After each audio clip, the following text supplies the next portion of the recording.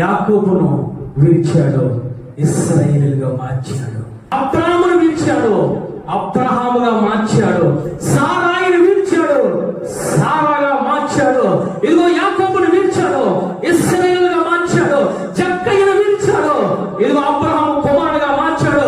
సౌలును విడిచాడు, పౌలుగా మార్చాడు.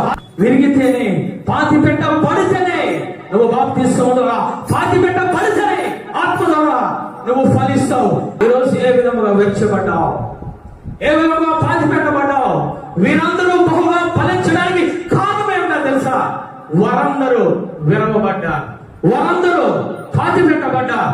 పాతి పెట్టబడిన ఆవుకించ, పాతి పెట్టబడిన యాకోబు, పాతి పెట్టబడిన అబ్రాహాము, పాతి పెట్టబడిన శారా, పాతి పెట్టబడిన జక్కయ్య, పాతి పెట్టబడిన సౌలు గారు, వారందరూ ఫలించారు. ఈ రోజు నువ్వు విరవబట్టబడుతూ ఉన్నావు తల్లి.